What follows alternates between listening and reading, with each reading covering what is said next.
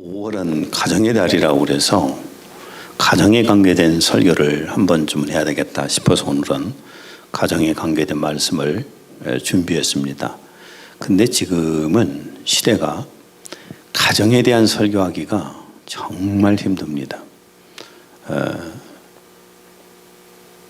그러나 오늘 하나님의 말씀에 의지해서 전할 텐데 감정이 상하더라도 하나님 말씀에 대항하지 않기를 바랍니다. 마음이 안 맞아도 아멘 하셔서 받아들이면 하나님이 기뻐하실 겁니다. 그리스도 안에서의 가정이란 주제로 말씀을 나눕니다. 가족이라고 할 때 우리나라 민법 제779조에 의하면은 가족의 범위를 자기를 중심으로 배우자, 그 다음에 자녀, 또한 부모님, 형제, 자매 이렇게 포함한다는 규정을 하고 있습니다. 그리고 또한 생계를 같이 하는 경우라면은 함께 사는 경우라면은 자기와 배우자의 직계혈족까지도 가족원으로 본다. 이렇게 우리 민법에 되어 있습니다. 그러나 지금 현실 속에서는 가족이라고 하는 범위가 조금은 주관적이 되었어요. 많이 주관적이 되어서 달라진 것 같아요. 요즘 아이들이 함께 살지 않는 할아버지 할머니를 친척이라고 그런다고 그래요. 친척. 함께 살지 않으니까 많이 주관적이 되었죠. 그 다음에 가정이라고 할 때에는 가정은 한 가족으로 이루어진 가족원과 물리적인 공간인 집까지 통틀어서 이루는 말을 가정이라고 합니다. 그런데 1970년대까지만 해도 우리나라에는 대가족이 함께 사는 대가족 제도를 이루고 살았습니다. 그런데 1980년대부터 우리나라는 이제 핵가족 시대로 접어들기 시작했습니다. 취직 문제나 자녀들 교육 문제 이렇게 해서 이제 부모님과 분리되어서 따로 가서 살게 되면서 핵가족을 이루게 됩니다. 2016년 통계를 봤더니 전체 가구 중에 핵가족이 차지하는 비율이 85%입니다. 15%만 대가족으로 살고 나머지는 핵가족이라고 사는데 핵가족이라는 용어가 어떻게 되냐면은 부부하고 자녀들까지 사는 부부만 살든지 자녀까지만 사는 것을 핵가족, 소가족이라고 이렇게 표현을 합니다. 그런데 지금은 이 핵가족의 문제가 아니라 지금은 혼자 사는 혼족 시대입니다. 혼족 시대가 돼가는데 전체 인구의 34.8%가 혼족이라고 합니다. 혼자 사는 사람들이랍니다. 그래서 요즘은 혼밥, 혼놀 이게 뭔가 했더니 혼자 논다고 말해요. 혼놀, 혼술 이런 용어들이 생겨나고 식당에 가도 1인 식탁이 있어요. 아니면 창가로 벽쪽이나 이를 쳐다보고 혼자 먹는 그런 식당들도 있습니다. 또 1인 가구를 중심으로 해서 원룸, 고시텔 이런 것들이 만들어져서 많이 거기서 살기도 합니다. 혼자 사는 사람의 연령대 현황을 봤더니만은 남자가 51.9%고 여자가 48.1%더라고요. 그러니까 남자가 더 많아요. 39세 이하가 36.9%고 40에서 59세 사이가 33.2%고 60세 이상이 30%. 그러니까 젊은 사람들이 혼자 사는 경우가 너무 많다는 겁니다. 그래서 요즘은 고독사를 하는데 노인들만 고독사를 하는 것이 아니라 젊은 청년들까지도 고독사를 하고 있다고 그래요. 이렇게 현대 사회에는 가족이 붕괴되고 가정이 붕괴되는 그런 시대를 우리가 살고 있습니다. 그래서 저는 가정에 대한 설교하기가 굉장히 힘들다고 말해요. 혼자 사는 사람들에게 가정을 자꾸 주장을 하면 얼마나 마음이 상처되겠어요? 그래서 참 이런 설교하기가 쉽지 않겠다. 그러나 오늘 말씀에 근거해서 설교를 하렵니다. 먼저는 가정이라고 할 때는 가정의 시작이 기초가 부부로부터 시작이 됩니다. 부부가 바로 기초고 시작이에요. 남자와 여자가 결혼하는 것이 가정의 시작이고 가정의 기초라는 겁니다. 남녀가 만나서 결혼하여서 가정을 이루는데 여러분, 자, 가정을 이루는 목적이 뭘까요? 남자 여자가 만나서 부부가 되어서 가정을 이루는 목적이 뭡니까? 창세기 2장 18절을 읽습니다. 여호와 하나님이 이르시되 사람이 혼자 사는 것이 좋지 아니하니 내가 그를 위하여 돕는 배필을 지으리라. 첫 번째가 혼자 사는 것이 좋지 않아서 행복을 위해서 결혼을 한다는 겁니다. 함께하는 배필이 없으면 아무리 성공을 해도 애로운 것 같아요. 사람들 사는 모습이 그렇죠. 그러나 부부가 함께 살면 둘이 많이 공유하고 누리고 그렇게 살아가잖아요. 함께 나누면서 살게 되는데 저는 저 같은 경우도 나이가 먹어갈수록 혼자가 아니어서 너무 좋다. 나이가 먹어가니까 혼자가 아니어서 둘이어서 너무 좋아요. 물론 때로는 다투고 감정이 상하고 뒤통수도 보기 싫을 때도 있지만 그래도 돌아서면 좋아. 또 왜? 혼자 살면 너무 힘들 것 같아요. 행복한 부부가 되려면은, 자, 성경에서 하신 말씀을, 성경이 주는 말씀을 제가 전할 테니까 제게 감정 갖지 마세요. 부부가 행복하려면은 성경은 아내가 남편에게 순종하라고 가르칩니다. 18절을 공동번역으로 읽습니다. 아내된 사람들은 자기 남편에게 순종하십시오. 이것이 주님을 믿는 사람으로서 해야 할 본분입니다. 예. 오늘 우리가 읽었던 말씀은 복종하라고 그랬는데 공동번역에서는 순종하라 그랬습니다. 이것이 주님을 믿는 사람으로서 해야 할 본분입니다. 주님의 가르침이잖아요. 베드로전서 3장 6절 공동번역입니다. 사라는 자기 남편 아브라함을 주님이라고 부르면서 그에게 복종했습니다. 사라는 자기 남편을 주님이라고 불렀습니다. 종처럼 주인처럼 대했다는 겁니다. 복종이라는 의미는 물론 순종이라고도 할 수가 있습니다. 헬라어에 보면은 히포타소라고 되어 있습니다. 이게 무슨 말이냐면 권위 아래 질서에 있게 정렬하다. 그러니까 하나님께서는 질서의 하나님이시잖아요. 질서를 잡기 위해서 아내는 남편에게 순종해야 됩니다. 아멘 한 사람이 한 명도 없네요. 나는 그냥 말씀만 전할 뿐입니다. 여기서 복종은 강요된 굴종이 아니라 스스로 하는 자발적인 순종을 말합니다. 어떤 무력에 의한 복종이 아니라 자신이 스스로 하는 자발적인 순종이라는 겁니다.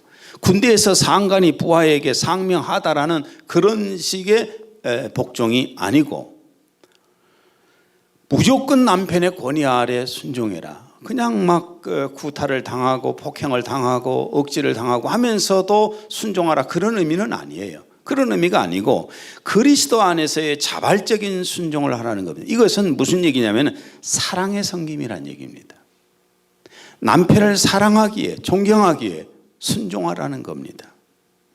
에베소서 5장 22절 공동번역으로 있습니다. 아내된 사람들은 주님께 순종하듯 자기 남편에게 순종하십시오. 예, 순종하십시오. 예, 별로 소리가 아멘 소리도 잘 안 나오잖아요.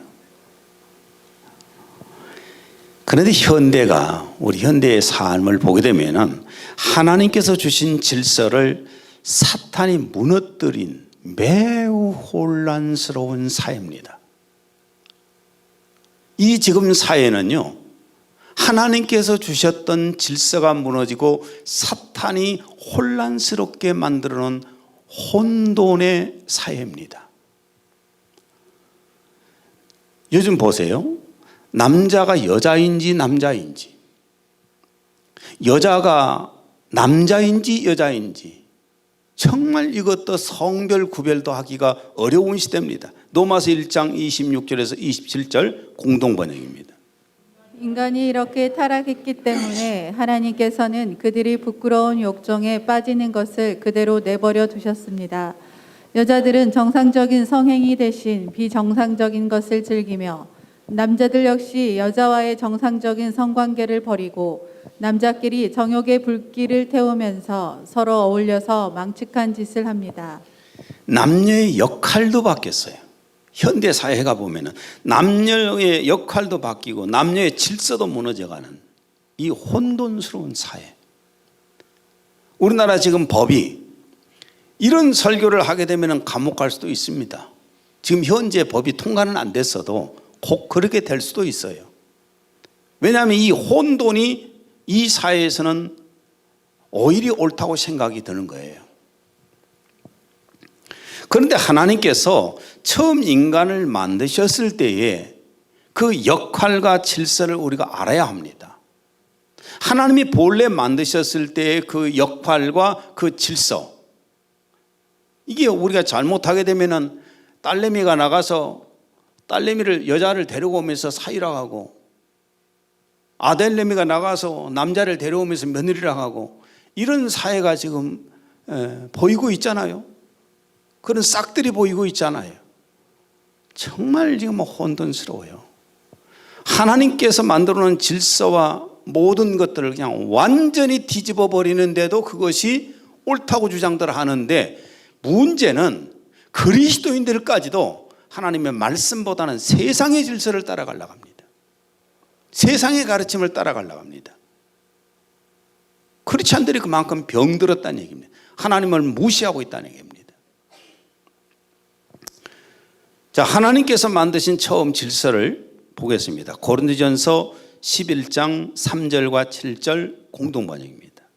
모든 사람의 머리는 그리스도요, 아내의 머리는 남편이요, 그리스도의 머리는 하나님이시라는 것을 알아두시기 바랍니다. 남자는 하나님의 모습과 영광을 지니고 있으니 머리를 가리우지 말아야 합니다. 그러나 여자는 남자의 영광을 지니고 있을 뿐입니다. 교회의 머리는 예수님이시죠. 인정하시죠? 그러면 아내의 머리는 누굽니까? 예? 아내의 머리는 누구죠? 남편이라고 그랬잖아요, 성경에. 인정하기 싫죠? 김수민 자매. 인정하고 싶어, 안 하고 싶어?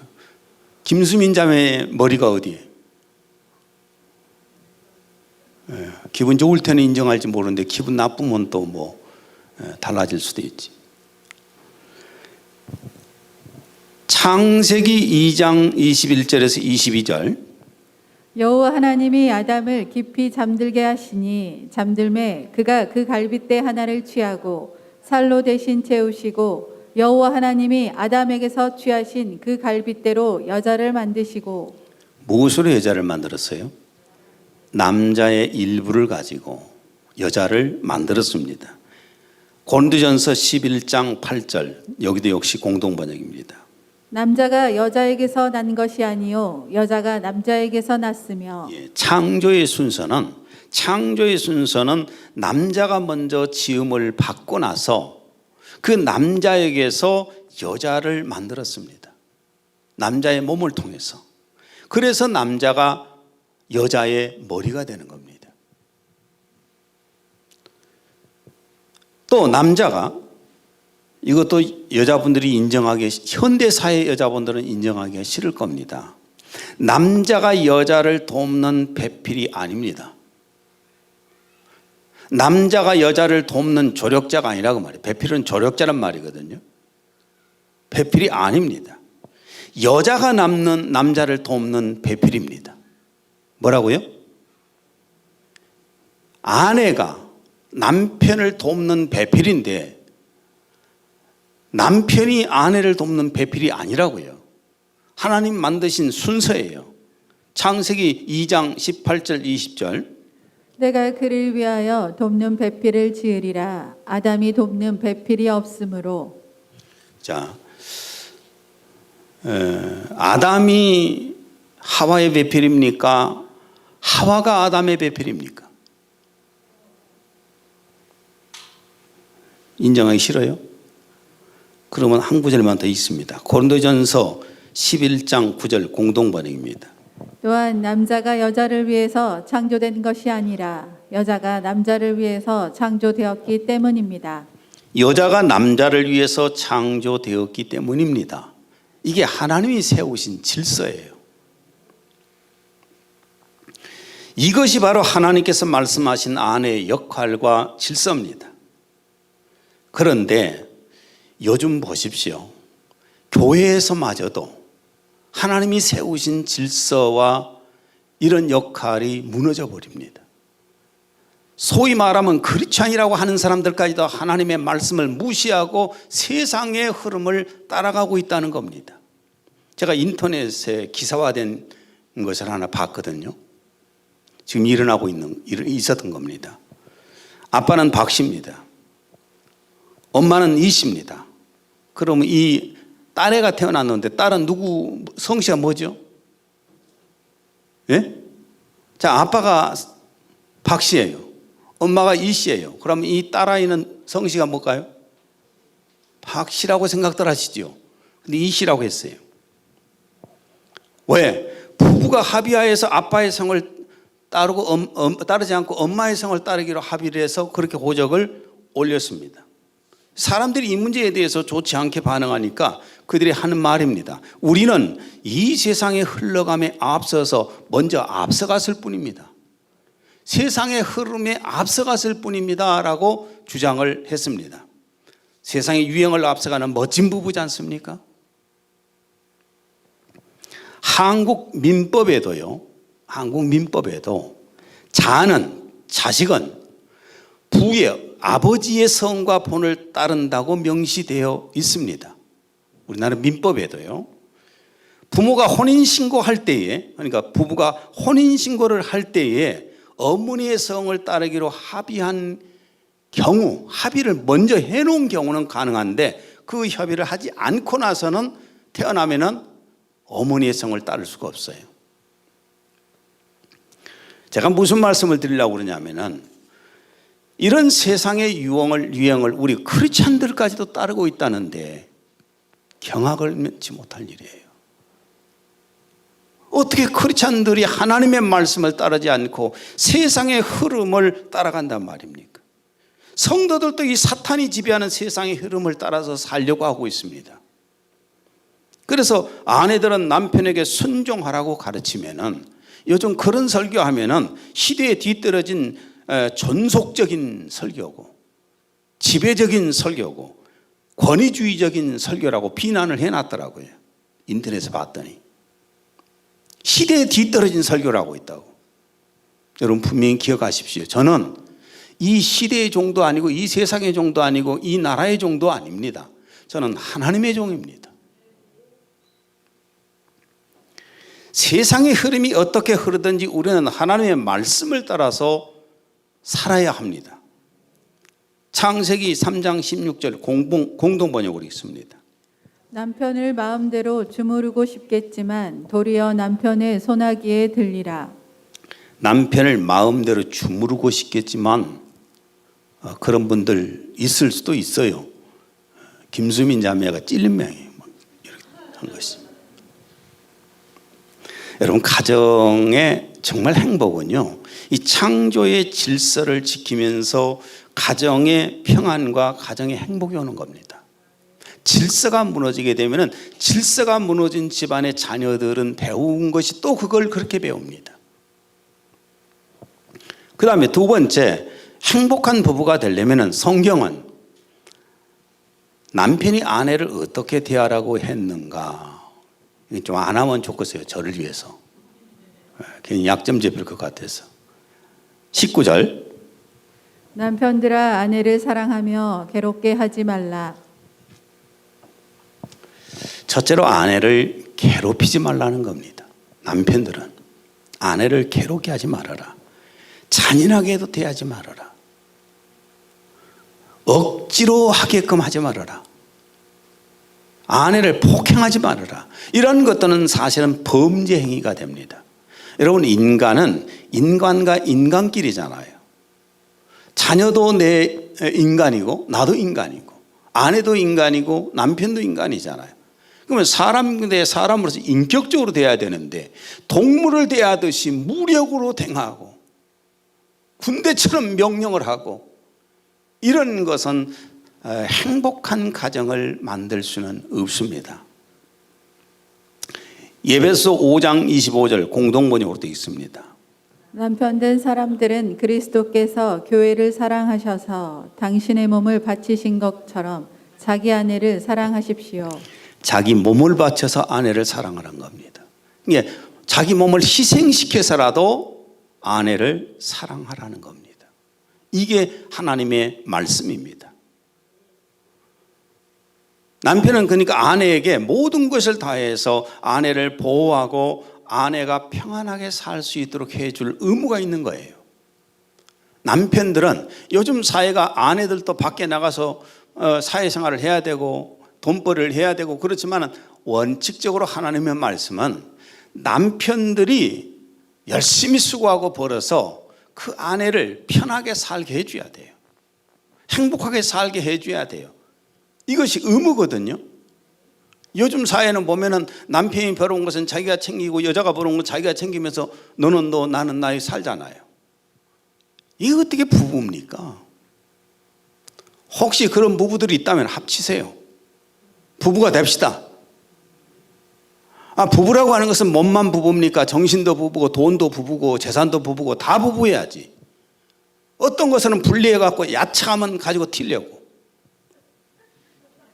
그게 어디 부부예요? 솔직한 말입니다. 나는 솔직하게 지금까지 아내에게 생활비를 주고 그 생활비 어디다 쓰는지도 물어본 적도 없습니다.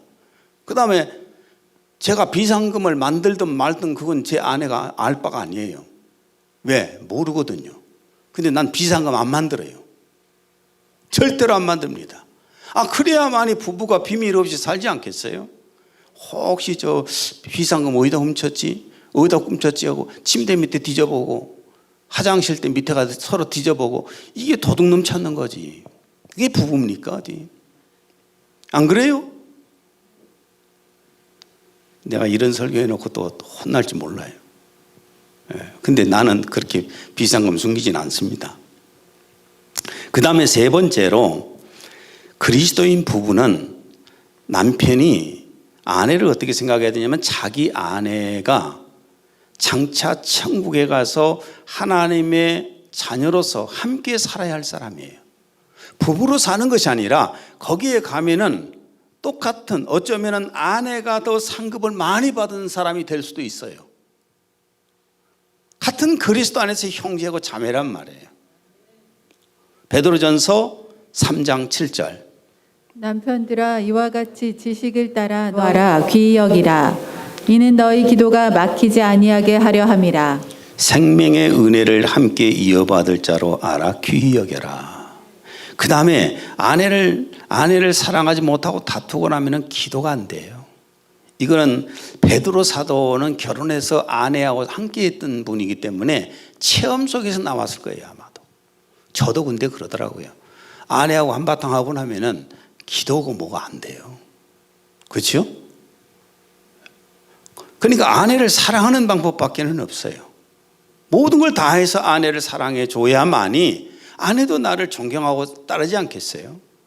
이래야 행복한 가정이 되는 겁니다. 행복한 가정이 돼야 자녀들이 정상으로 자라요. 자, 그러면은 배우자가 불신을 강요할 때 교회를 다니지 마라, 예수님 믿지 말아라 라고 불신을 강요하거나 이유 없이 심하게 학대를 해서 괴롭힌다거나 할 때는 어떻게 할 것인가? 이혼을 할 것인가 말 것인가?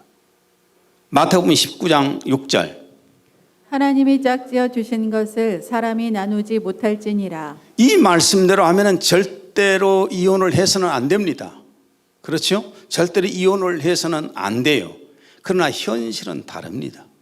우리의 현실은 불신자들도 그렇고 그리스도인들도 그렇고 이혼이 얼마나 높습니까? 이혼율이 2020년 1월부터 7월 사이에 혼인한 숫자가 120만 명이 결혼을 했더라고요.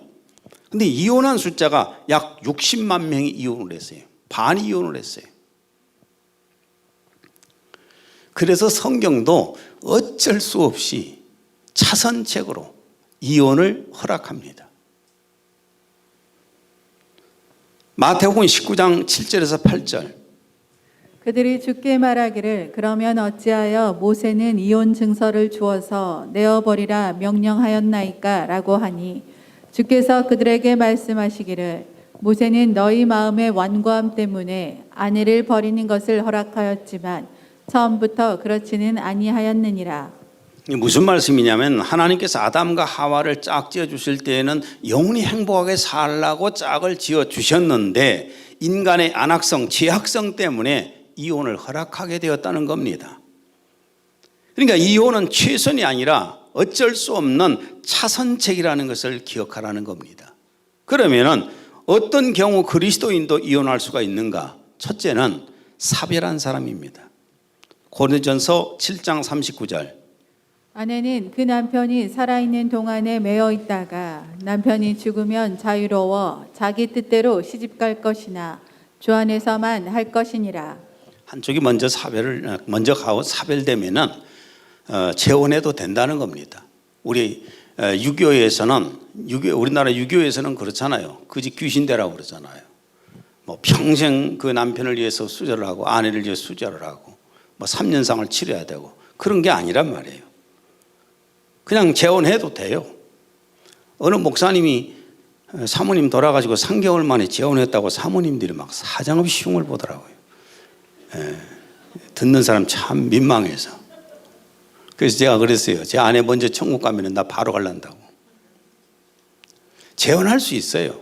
그 다음에 두 번째는 배우자가 불륜을 저지르면 이혼할 수가 있습니다. 마태복음 19장 9절. 누구든지 음행한 이유 외에 아내를 버리고 누구든지 음행한 이유 외에는 아내를 버릴 수, 그러니까 이혼을 할 수가 있다는 얘기예요. 그 다음에 세 번째, 상대가 신앙생활을 못하게 해서 불행해진다면 이혼할 수가 있습니다. 고린도전서 7장 15절 현대어로 읽습니다. 만일 그리스도인이 아닌 남편이나 아내가 헤어지기를 원한다면 헤어지도록 하십시오. 이런 경우에 그리스도인인 남편이나 아내는 상대방을 억지로 붙들어 앉힐 필요가 없습니다. 하나님께서는 당신의 자녀들이 평화롭게 조화를 이루며 살아가기를 원하십니다. 하나님께서는 당신의 자녀들이 평화롭게 조화를 이루며 살아가기를 원하시는, 행복하게 살기를 원하시는데 부부가 서로 만나서 한쪽이 예수를 믿든지 안 믿든지 아니면은 예수를 믿는다 해도 가짜들도 쓰도록 하니까 이게 서로 간에 불화가 일어나서 못 살겠으면 그냥 구태여. 그렇게 하면서 평생 살지 말고 이혼해라고 말해요. 하나님께서 원하신 것은 평화롭게 사는 거예요. 조화롭게 사는 거예요.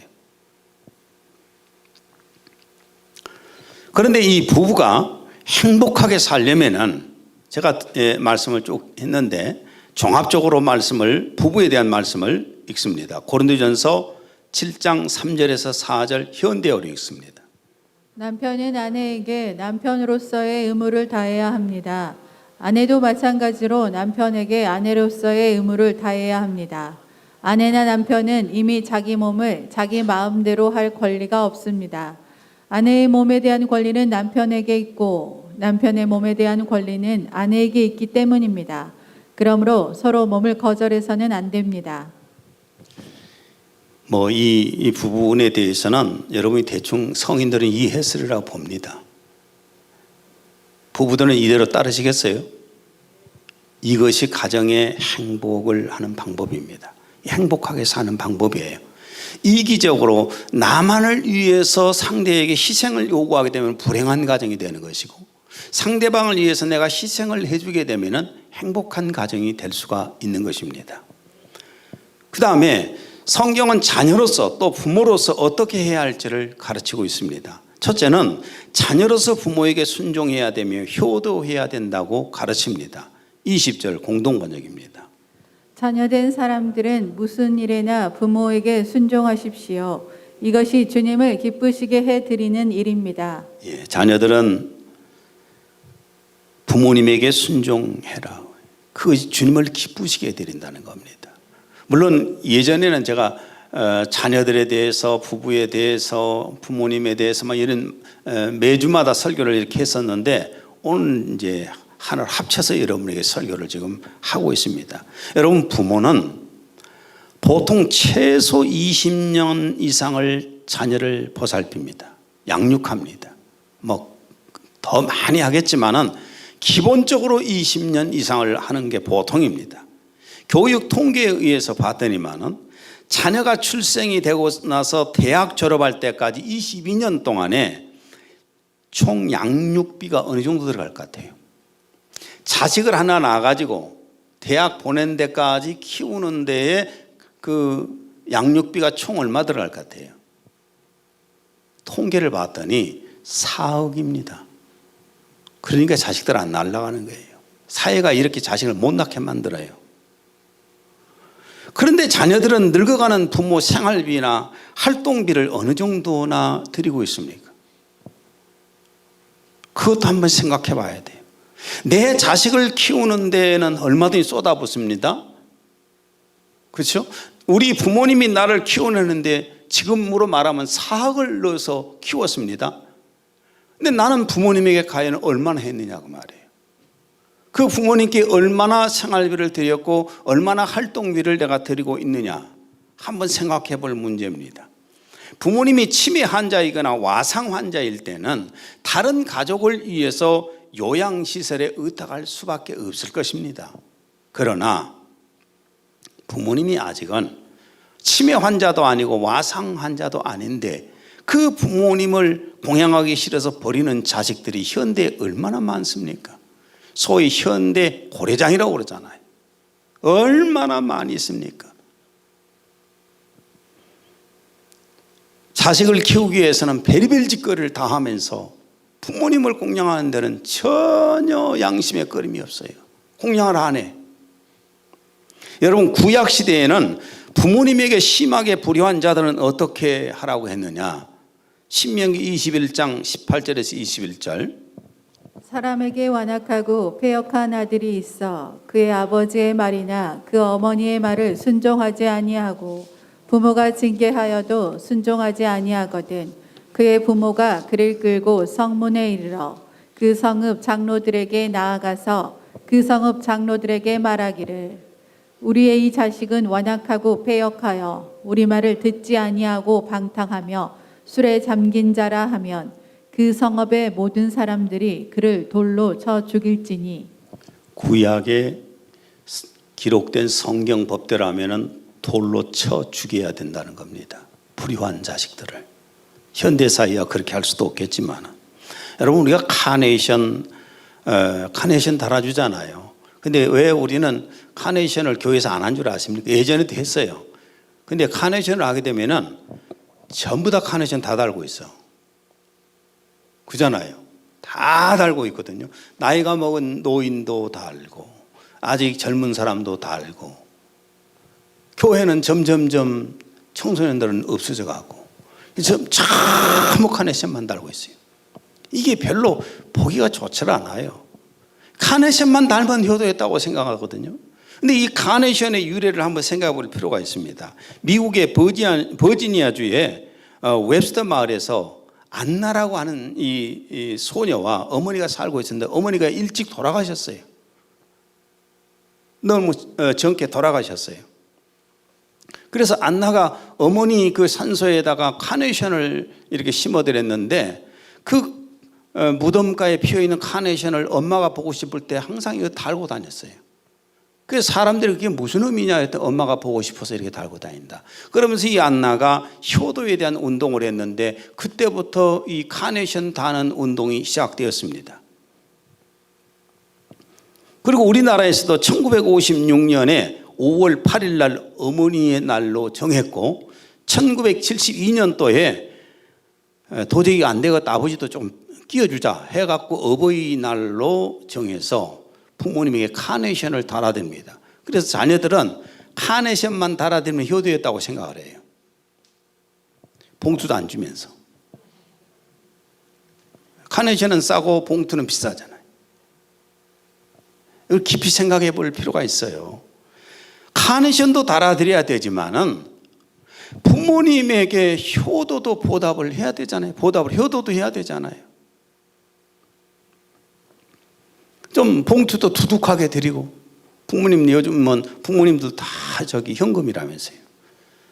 좀 두둑하게 드려서 그렇게 하면 좋잖아요. 디모데전서 5장 4절.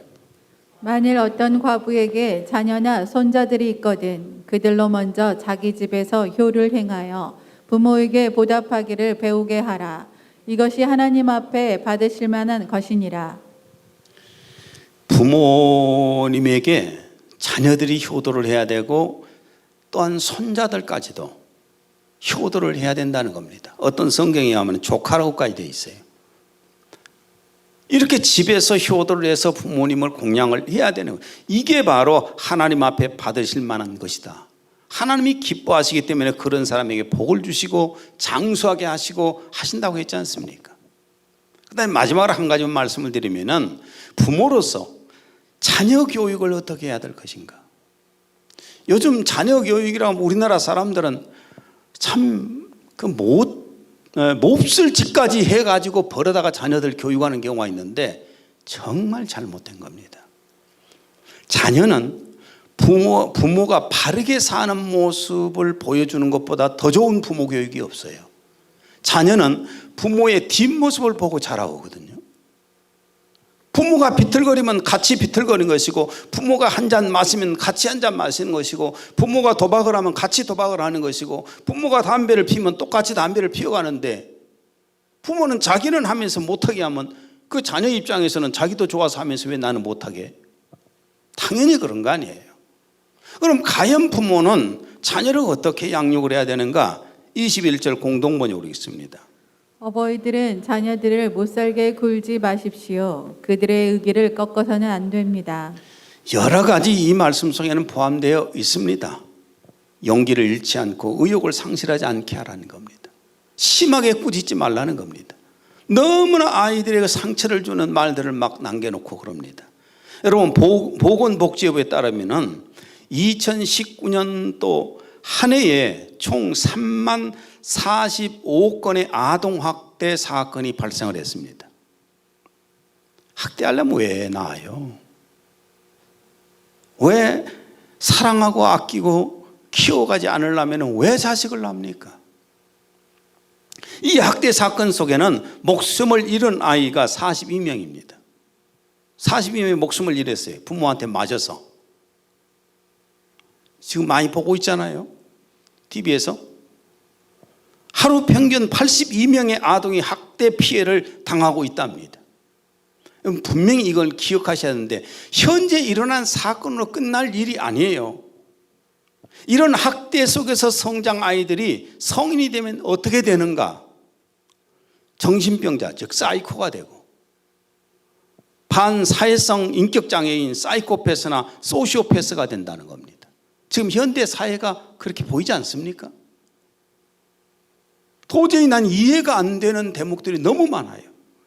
길거리에 그냥 지나가다 얻어맞아서, 길거리 지나가다가 또 칼로 찔러서 죽이고,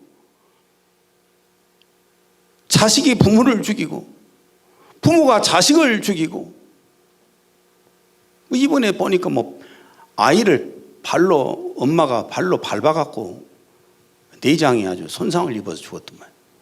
난 이게 인간이 정상입니까, 이게?